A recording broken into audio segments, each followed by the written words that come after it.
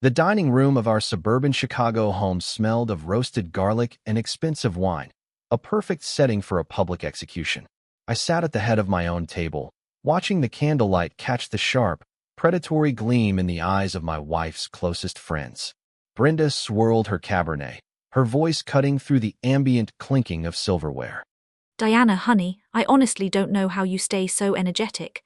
If my husband possessed the stamina of a sedated sloth, I'd be asleep by 8 every night. Meg let out a loud, shrill cackle, leaning across the table. Oh, come on, Brenda. Some men prefer the minimalist approach. Quality over quantity, right, Marcus? Or in your case, just brief scheduled efficiency. The entire table of 8 people froze. I didn't flinch. I set my fork down deliberately, looking directly at Brenda, then at Meg. You know, I said, my voice entirely even. Women who clearly haven't had a man in their lives for years have a habit of bringing it up at other people's expense. The room went dead silent. The faint hum of the refrigerator suddenly sounded like a jet engine. Diana's face flushed a deep, furious crimson. She slammed her palm onto the wood. Marcus, shut up right now. You owe them an apology. I don't think I do, Diana, I replied, holding her gaze. You are being incredibly rude and insecure. Diana hissed, her eyes darting to her stunned guests. Apologize to Brenda and Meg this instant. They were just joking. It didn't sound like a joke. It sounded like an insult in my own house. Marcus, I'm not going to ask you again. Diana said, her voice dropping to a harsh, commanding whisper. Say you're sorry. I have nothing to apologize for, I told her, and I meant every single word. You are embarrassing me in front of everybody. She snapped, standing up from her chair. Your friends embarrassed themselves the moment they decided to discuss my bedroom performance over pot roast. I countered, staying seated. Brenda sniffed, looking away. Well, we see how it is. Yes, I agreed, looking at Brenda. We do. Diana glared at me, her hands trembling. We are going to talk about this later. I'm sure we will. I was a middle-class project manager who valued routine, respect, and a quiet life. I worked 45 hours a week, paid the mortgage on time, and believed that the woman sleeping next to me was my partner. This comfortable, predictable reality was my anchor, the foundation I thought was unshakable. But as I looked around the silent, tense table, I realized the foundation was already compromised.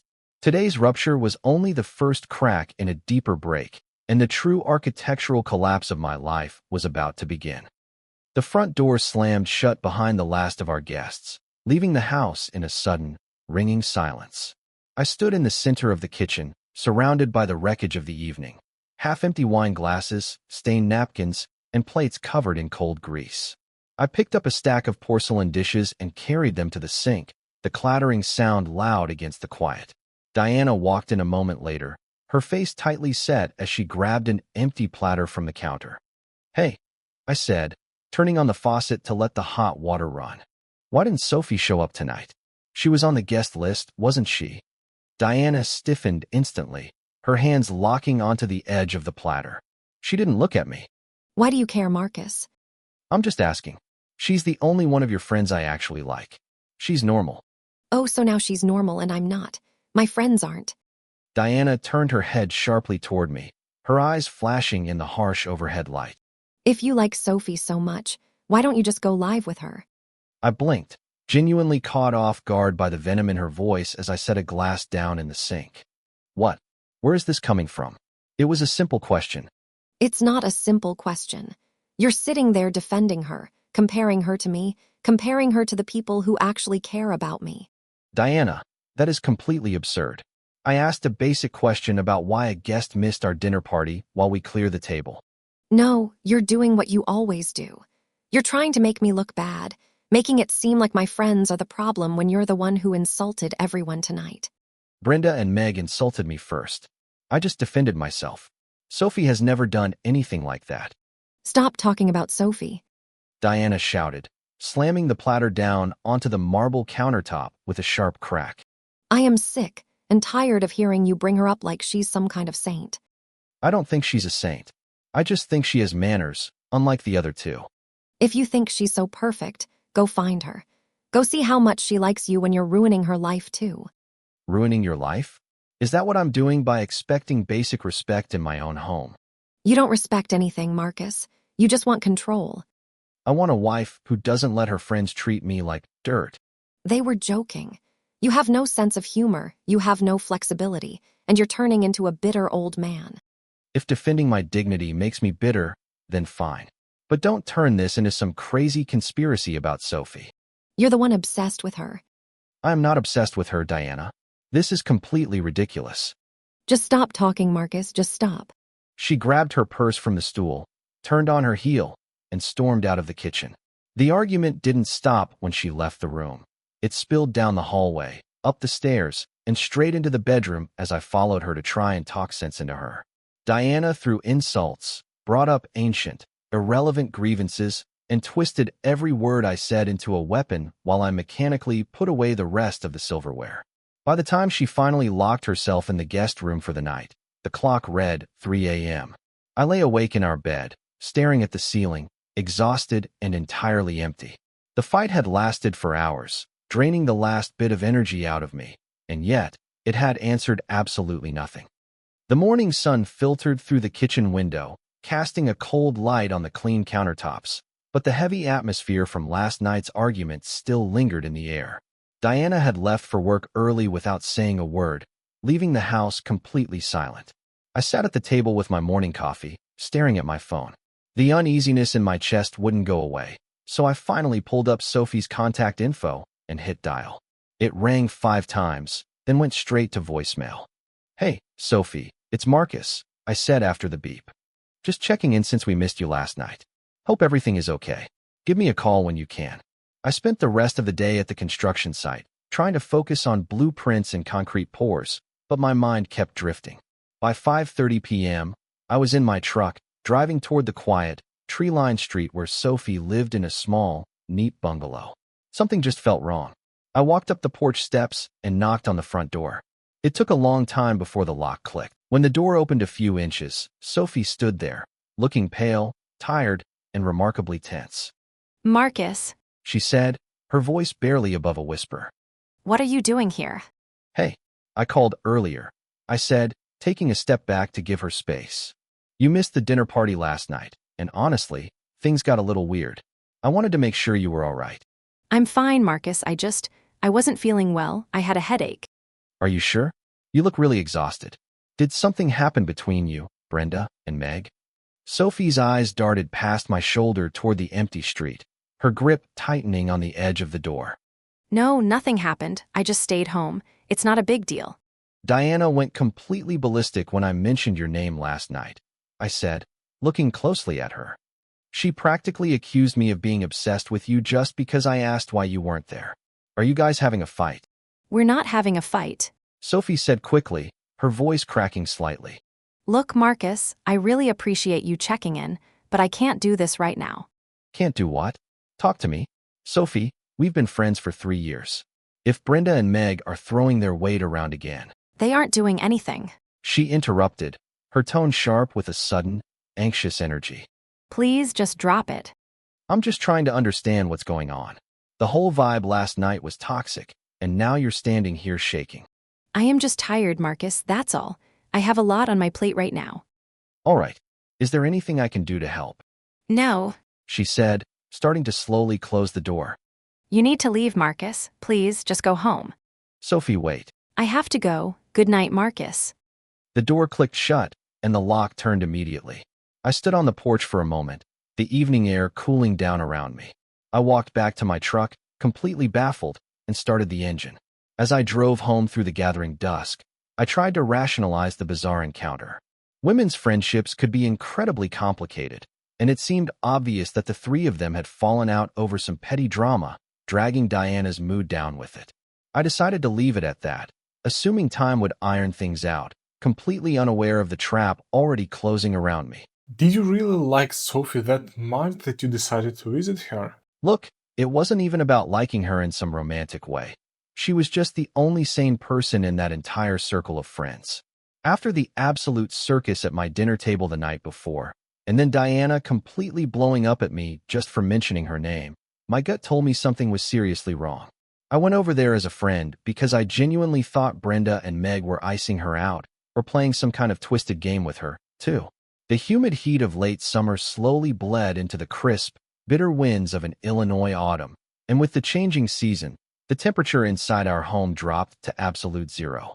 The house grew increasingly quiet, populated only by the sound of my own footsteps and the echoing silence of a marriage evaporating from the inside out. I stood at the kitchen island on a Tuesday evening, chopping onions for a pasta sauce that would only ever be eaten by one person. Diana walked into the kitchen, her eyes glued to her phone, entirely bypassing me as if I were a piece of cheap furniture. "Hey," I said, setting the knife down. "I'm making dinner. There's plenty if you want to sit down and eat together tonight." Diana didn't look up from her screen, her thumb rapidly scrolling. I'm not hungry. Don't worry about me. "Diana, we haven't eaten a meal at the same table in 3 weeks," I said, keeping my voice calm, trying to bridge the massive chasm between us. "We need to talk at some point." I have a headache, Marcus. I don't have the energy for an interrogation right now. She muttered, turning around and walking right back toward the living room. "It's not an interrogation. It's just a conversation," I said to her, retreating back, but she didn't answer. A few minutes later, I walked into the living room with my plate. Diana was stretched out on the couch, her face illuminated by the cold blue glow of her phone. I sat down on the armchair across from her, watching her. For a fleeting second, she looked up, but her gaze went right through me, completely vacant and devoid of any warmth. "Did something happen at work today?" I asked, trying one more time. No. She said flatly, her eyes already back on her screen. "Are we okay, Diana? Because it feels like you're completely checked out." I'm just tired, Marcus. Stop reading into everything. "It's hard not to read into it when you sleep in the guest room every single night now," I move because you snore. she said, her voice dripping with ice. Can I just have some peace, please? I didn't push further. I went back to the kitchen, washed my own plate, wiped down the counters, and loaded the dishwasher. Over the next 2 months, this became my unchanging reality. I cooked alone, cleaned alone, ran the errands, and carried the entire weight of our household budget on my shoulders while Diana lived like a ghost in our space. When I tried to touch her shoulder in passing, she would subtly flinch away. When I asked about her day, I got one-word answers. Every night, I lay alone in our master bed, staring at the dark ceiling, telling myself that marriages go through rough patches. I reminded myself of my commitment, convinced that if I just kept showing up, kept maintaining the house, and kept being a reliable, stable husband, she would eventually come back to me. It was a test of endurance, I thought. What I didn't know then, what I couldn't possibly see, was that my stubborn determination to stay and fix things was exactly what someone else was counting on. The gray November sky cast a bleak, dim light through our living room windows, matching the absolute exhaustion that had settled deep into my bones. I couldn't keep living like a tenant in my own life, waiting for a ghost to notice me, so I decided it had to end today. Diana was sitting on the edge of the sofa, holding a cold mug of coffee and staring blankly at the dark television screen. I walked over, turned off the overhead light to focus the room, and sat down directly across from her on the coffee table, forcing her to look at me. "Diana, look at me," I said, my voice dropping into a quiet, serious register. "We can't keep doing this. We haven't spoken an actual word to each other in months. We need to have a real conversation about what is happening to us." Diana set her mug down on the side table with a slow, deliberate click, exhaling a long, irritated breath. There is nothing to talk about, Marcus. I am just done. I am completely burned out on this marriage. The words hit me like a physical blow, but I kept my breathing steady. Burned out. People get tired, Diana, but they don't just stop trying entirely. If you're overwhelmed, let's fix it. I can look up a marriage therapist right now. We can go this weekend. A therapist? Diana scoffed, her face suddenly twisting into an ugly, defensive sneer. Are you kidding me? You think a therapist is going to fix the fact that you are an overbearing, controlling prick? You've always been the problem here. Controlling? I asked, completely bewildered. How am I controlling? I've been doing all the cooking, cleaning, and paying every bill alone while you sit here. See, right there. She shouted, standing up and throwing her hands into the air, her voice echoing off the walls. You always do this. You keep score, you throw everything in my face, and you make me feel like a prisoner in my own home. Diana, that is completely unfair, and you know it. I am asking you to work on our relationship with professional help. I don't want your help, and I don't want a therapist. She yelled, stepping closer to me, her eyes wild with a manufactured rage that felt entirely rehearsed. You are suffocating me, Marcus. If you truly cared about my happiness, you wouldn't force me to stay in a marriage that's killing me. I am trying to save our marriage, Diana. I'm not forcing you into anything. If you're so miserable with how I am, then why are you still here? She countered, her voice dropping into a cold, calculated tone. A real man wouldn't drag out a dead relationship just to punish his wife. If you actually had any dignity left, you'd be the one ending this. But you'd rather make us both suffer. You want me to file for divorce? Is that what this is? I'm saying a good husband would know when to let go instead of holding me hostage. If you want a divorce so badly, just go do it and stop blaming me for everything. The realization hit me with sudden, chilling clarity. She didn't want to fix this, and she didn't want to be the one to officially end it either. She was systematically stripping away my options, turning every attempt at reconciliation into a toxic trap, and intentionally pushing me to make the final move so she could walk away completely guilt-free. Another entire month passed in that suffocating, freezing vacuum. She completely ignored my presence, walking past me in the hallways like I was made of glass, never uttering another syllable. I spent 30 days reviewing every moment of our past years, looking for answers, but coming up entirely empty. Out of options, out of energy, and finally recognizing that her cold manipulation had left me with absolutely no other choice. I walked into a lawyer's office downtown on a rainy Tuesday afternoon and filed the paperwork for divorce. If I were in your shoes, I would have started to suspect something by now. Didn't it seem strange to you that Sophie started hinting at a divorce? Honestly, looking back, I can see how it looks obvious, but when you're knee-deep in the mud trying to save your own marriage, you don't think like a detective. I didn't see it as a hint or a conspiracy. I just thought Diana was being toxic and using the ultimate threat to hurt me and gain control. I was so focused on trying to be the stable one and fix the breaking pieces that I completely missed the fact that she was actually reading from a script. Well, sometimes things can be all too obvious, but we still don't see them from our perspective. The final decree sat on my new kitchen counter, a crisp piece of paper that effectively erased 7 years of marriage in a matter of minutes. The entire legal process had been eerily quiet, lacking any of the expected courtroom shouting or dramatic asset battles. Diana had accepted a perfectly even split without a single complaint, which meant our home, the house we had built together from the foundation up, where I had personally picked out every joist and tile, had to be sold. Walking away from those walls felt like leaving a piece of my own soul behind, and a heavy, lingering grief for that house followed me into my new, modest, rented townhouse across town. 2 weeks into my new, quiet life, I was surrounded by half-empty cardboard boxes when my phone vibrated in my palm. I unlocked the screen, and my chest instantly locked up. There, plastered across social media, were fresh wedding photos. Diana, wearing a radiant white dress, was laughing alongside a man I had never seen before in my life. Standing right next to them, smiling like proud architects, were Brenda and Meg. My hands began to shake as I tapped Diana's contact and hit call. The line rang once, then disconnected. I tried again. Dead silence. "Come on, Diana. Answer the phone," I muttered through gritted teeth. I pulled up Brenda's number and dialed. It went straight to voicemail. I tried Meg next, only to be greeted by an automated message informing me that my number had been restricted. They had locked me out completely. Fueled by a sudden, volatile surge of adrenaline, I grabbed my keys, stormed out to my truck, and drove blindly across the city to Brenda's apartment complex. I took the stairs 2 at a time and hammered my fist against her door. The lock turned, and the door swung open just a few inches, held by a brass security chain. Brenda stood there, looking at me with an expression of pure, unadulterated amusement. "What do you want, Marcus?" She asked, a smug grin spreading across her face. "What is this, Brenda? The wedding photos? Who is that guy?" I demanded, leaning into the gap. "How long has this been going on?" Brenda let out a sharp, mocking laugh that echoed down the quiet hallway. Oh, Marcus, you really are as slow as she said you were. Figure it out yourself, sweetie. Brenda, tell me the truth.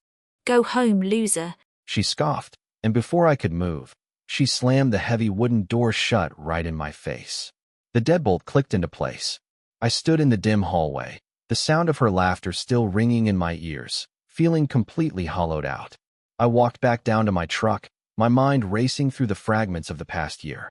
Everyone had ghosted me, everyone had blocked me, and everyone was celebrating a lie. Except for one person.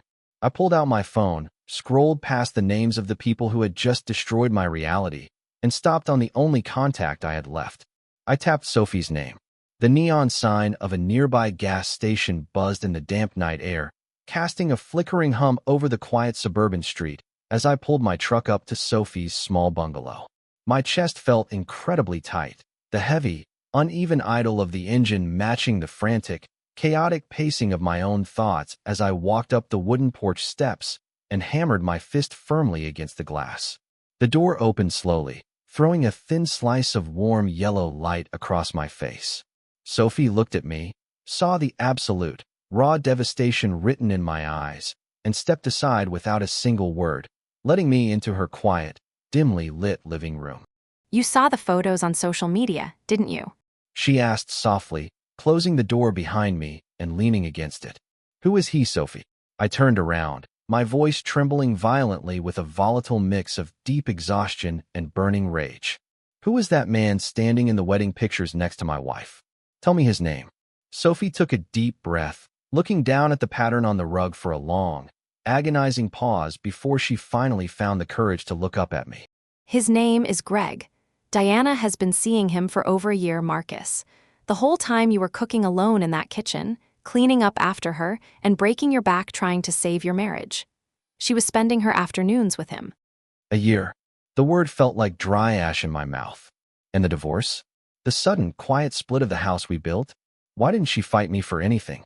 Brenda and Meg engineered all of it from the very start. Sophie said, her voice dropping to an anxious whisper as she walked closer. They coached her for months. They explicitly told her to ease out of the marriage carefully, to manipulate you into filing the paperwork first so she wouldn't look like the bad guy to her family. They wanted her to divide the property perfectly evenly and leave clean, so you wouldn't suspect a thing or fight her in court until the ink on the settlement was dry. It was a setup. The sheer, calculated scope of the betrayal hit me like a physical blow to the stomach, and suddenly, my burning anger pivoted, landing directly on the only person standing in front of me. And you knew? You knew this whole time, Sophie? We were supposed to be friends. Why didn't you warn me? Why did you let me play the blind fool for months while they systematically took half of my life away from me? Marcus, please, it's not like that, you don't understand. Sophie pleaded, her eyes instantly welling up with heavy tears. It is exactly like that, I shouted, the walls of the small room echoing my anger. You sat at my dinner table. You saw me breaking apart week after week trying to fix things, and you chose to protect them instead of telling me the truth. I was terrified of them. Sophie sobbed, the tears finally spilling over her cheeks as she took a sharp step back, her hands shaking uncontrollably. You don't understand what Brenda and Meg are truly capable of. When I found out about Greg and said I was going to call you, they completely turned on me. They threatened me, they blackmailed me with things from my past, and they mocked me relentlessly at every single gathering until I felt completely isolated and crazy. They told me they'd ruin my entire life just like they were ruining yours if I breathed a single word to you. I was too afraid to speak, Marcus. I am so sorry. I stood completely frozen in the middle of her living room, watching her shoulders heave as she cried into her hands. The hot, volatile anger that had carried me all the way across town suddenly began to drain out of my body, leaving behind nothing but a profound, hollow exhaustion. She wasn't the architect of my misery. She was just another casualty of their cruelty. I shouldn't have yelled at you, Sophie, I said quietly, the sharpness completely gone from my voice as I looked down at my hands. It wasn't your fault. I should have been stronger for you, she whispered, wiping her face with the back of her trembling hand. No, they are calculated monsters. I'm sorry I brought my anger to your doorstep tonight, I told her, turning slowly toward the front door. Good night, Sophie. I walked out into the cool night air, leaving her quiet house behind, finally possessing the terrible truth, but feeling more empty than I ever had in my entire life. The harsh morning light filtered through the blinds of my new townhouse, illuminating the unpacked boxes that still lined the living room walls. I woke up with a clear head for the first time in months. The toxic fog of uncertainty finally lifted, replaced by a quiet determination to mend the collateral damage of my past life. I sat on the edge of my mattress, picked up my phone, and dialed Sophie's number. She answered on the second ring, her voice quiet but clear. "Hey, Sophie," I said, clearing my throat. "I'm calling to properly apologize for taking my anger out on you last night. You didn't deserve that. Let me take you out to dinner tonight. No talk about Diana. No talk about Brenda or Meg. Just a good meal." There was a brief pause on the line before I heard her take a breath. I'd really like that, Marcus. Yes, let's do it. "Great. I'll pick you up at 7, I said. The evening at the local steakhouse was surprisingly easy, filled with a comfortable, unforced conversation that neither of us expected after the previous night's trauma. We talked about my construction projects, her work at the library, and everything except the wreckage behind us. 2 weeks later, the momentum carried us forward when Sophie sent a text suggesting a small, quiet cafe downtown. Thanks for meeting me here. Sophie said as I sat down across from her with 2 coffees. I've actually been looking forward to this all week. Me too, I admitted, smiling genuinely. It's nice to just talk without a dark cloud hanging over the table. You look better, Marcus, more grounded. I feel better. Being around you helps a lot.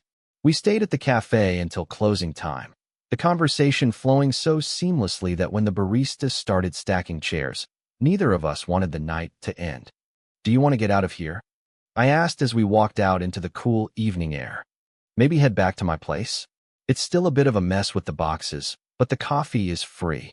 Sophie looked at me, a soft, knowing smile playing on her lips. I'd love to see your new place, Marcus. Let's go. When we arrived at my townhouse, neither of us pretended to be surprised by how naturally the night unfolded. We didn't rush, and we didn't look back. We simply stepped across the threshold into an intimacy that felt entirely earned, a quiet sanctuary built away from the malice of our old lives.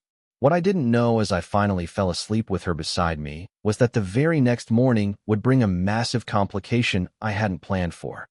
The smell of fresh coffee was just beginning to fill my kitchen when a sudden, aggressive pounding rattled the front door of my townhouse.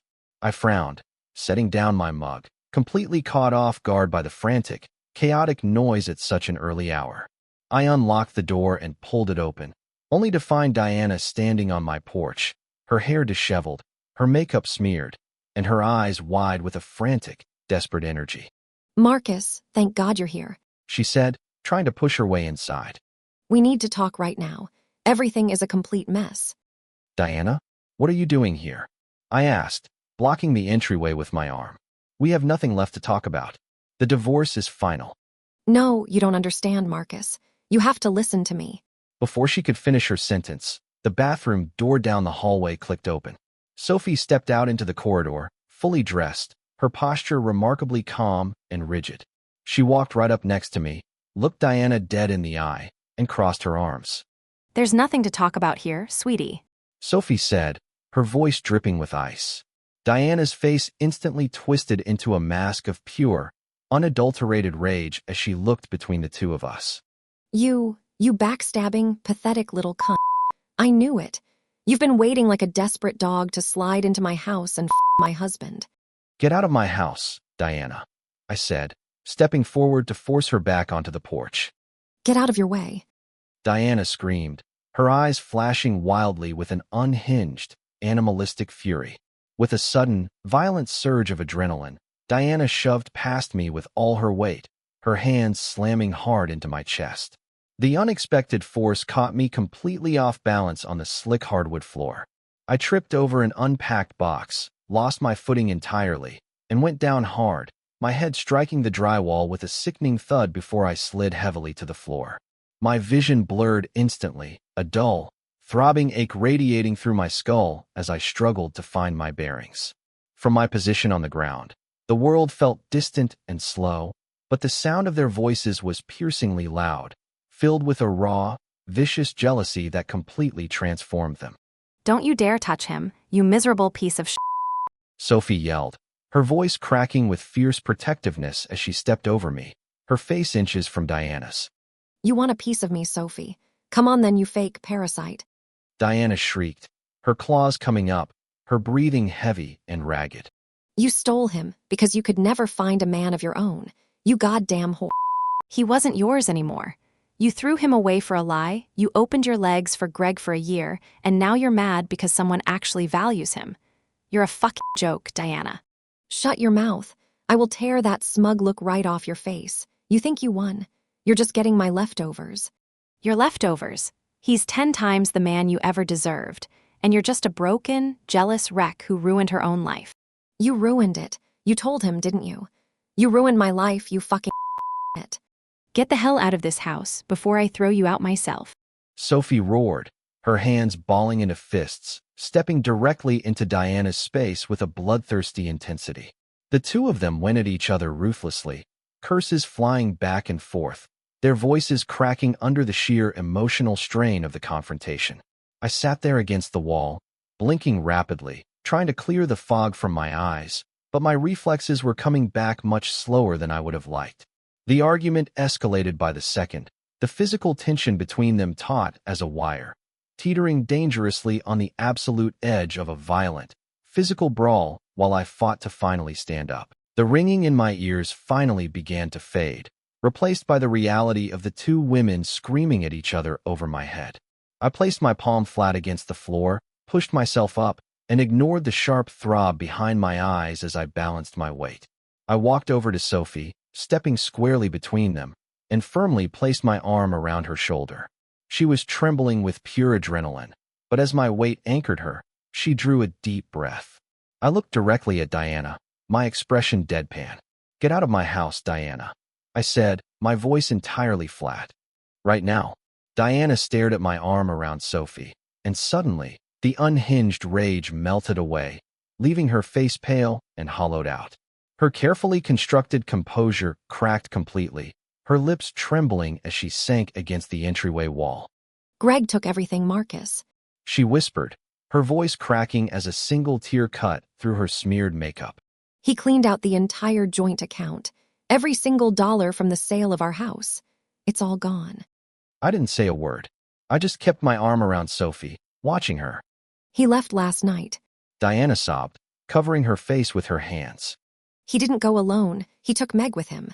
They're on the honeymoon I planned using my money. Brenda knew the whole time. They all set me up. She lowered her hands, looking up at me with wide, desperate eyes. It was a look I knew well. She was waiting for my usual rescue, waiting for the dependable, middle-class husband to fix the disaster and offer comfort. Marcus, please say something. She begged, taking a tentative step forward. I don't know what to do. You walked away with half of everything we built, Diana. I told her, my tone devoid of any anger or malice, just completely empty. You manipulated me, you cheated on me, and you got exactly what you negotiated for. I have absolutely no sympathy left to give you. But I have nothing left. She cried, her voice echoing off the bare walls of the townhouse. The bank account is empty, the credit cards are maxed out, and I literally have nowhere to sleep tonight, Marcus. Please, just let me stay on the couch. Just for tonight. I didn't answer her with words. I simply walked past her, grabbed the brass handle of the front door, and pulled it wide open. The cool morning air swept into the hallway, cutting through the heavy tension of the room. I stood by the open threshold, held the door firmly, and waited for her to walk through it. Diana looked at me, realizing with absolute finality that the man she had spent a year breaking down was truly gone. She wiped her face, swallowed hard, and walked past me out onto the porch without another word. I pulled the door shut, turned the deadbolt, and finally let out the breath I had been holding for months. The heavy click of the deadbolt locking out the past left the townhouse completely quiet once again. I stood by the door, the adrenaline finally fading, leaving behind a sharp, pulsing ache where my head had struck the wall. Sophie gently took my hand, guiding me over to the kitchen stool. Sit down, Marcus. You're bleeding a little. She disappeared into the bathroom and returned with a first aid kit, pulling up a chair right in front of me. She soaked a cotton pad in antiseptic and gently pressed it to the side of my forehead, causing me to flinch slightly. Sorry. She whispered, her eyes focused entirely on the wound. It's not deep, but it's going to bruise. I've had worse at construction sites, I said, letting out a dry, tired laugh. Thanks, Sophie, We're going to be okay, you know. she said calmly, wiping away a stray drop of blood.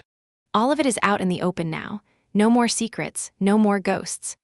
I know, I replied, looking directly into her eyes. It feels like the ground is finally solid under my feet again. Good, because I'm not going anywhere, Marcus. We're on the same side now. That's exactly what I need. We sat in that quiet kitchen for hours, talking through the entire wreckage calmly, without a single shred of drama. We didn't rush into making grand promises. Instead, we decided to take our time, building something quiet, steady, and honest from the ground up. Over the next few years, that foundation held, becoming the strongest thing I had ever known. Diana, however, had to learn the true cost of her choices. With her bank accounts cleaned out and her reputation shattered, she had to start over completely alone in a cramped apartment on the edge of the city. She found herself working grueling double shifts just to buy groceries, without a partner to carry the weight, and without Brenda or Meg to answer her calls. The very women who had eagerly helped her burn my life down had simply taken what they wanted from her and moved on to their next target. As I watched the sunset from the porch of my townhouse with Sophie sitting beside me, I realized that true clarity doesn't come from revenge. It comes from walking away from the fire and realizing you are finally free. That's where Marco's story ended. If you're friends with predators and keep them close, know that sooner or later they will consume you, just as Brenda and Meg did to Diana. Always surround yourself with the right people. Now that Marcus is with Sophia, things will be only get better and better. They both know what betrayal is, share common values, and a shared pain that will give them strength and keep them together. Thank you for watching and see you in the next video. Goodbye.